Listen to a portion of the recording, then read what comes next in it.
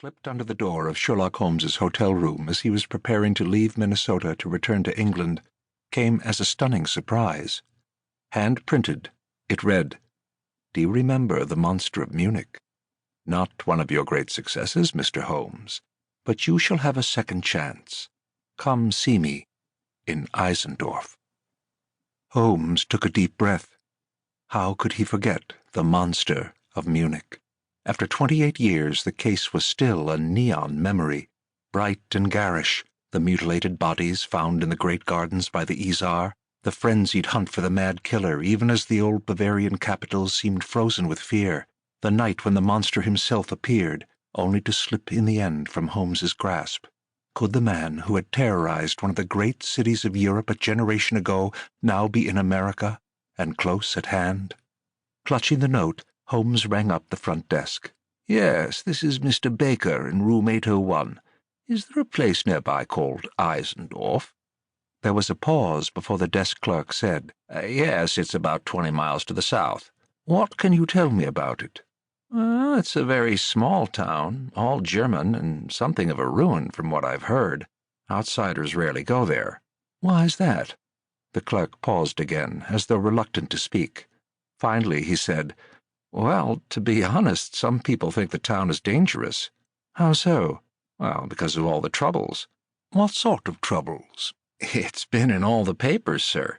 You see, 2 of the town's residents have died recently under very suspicious circumstances."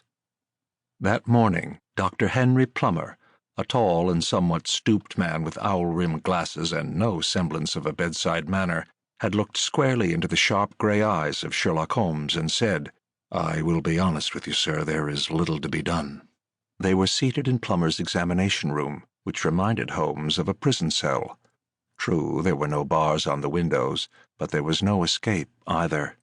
How many others, Holmes wondered, had come to this dreary room in this remote town at the edge of the prairies, looking for a miracle, only to experience the bitter gall of dashed hope.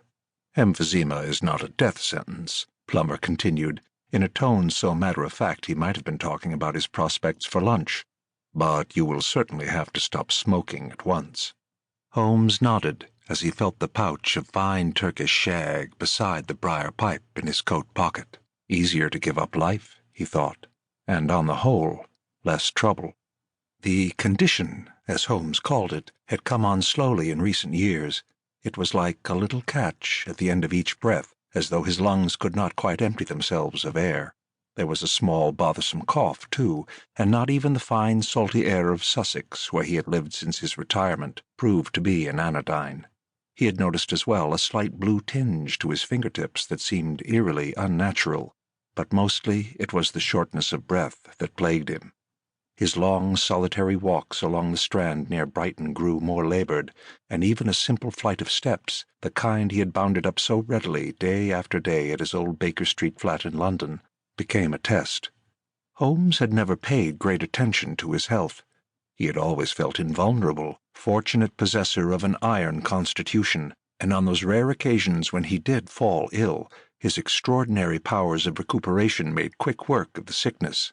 Even though he was well into his 60s now, he had experienced no major illnesses, no flagging of his energy, no reason to assume that he was in any way falling prey to the infirmities of old age, until the condition crept up on him like a footpad in the night.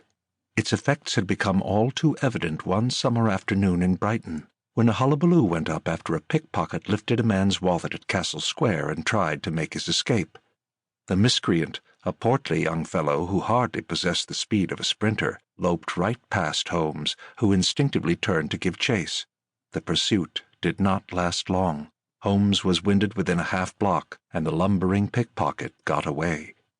And so Holmes had been forced to slow down, like an old locomotive no longer able to pull its accustomed weight. Now, every hard breath was a reminder of his age and his growing weakness. Breathing, once as unnoticed as the air itself, became a preoccupation. Holmes began to wonder if he would soon become just another old invalid, shuffling through lost days until he finally found himself at the end, fighting desperately for one last gulp of oxygen. The thought of it was almost more than he could bear.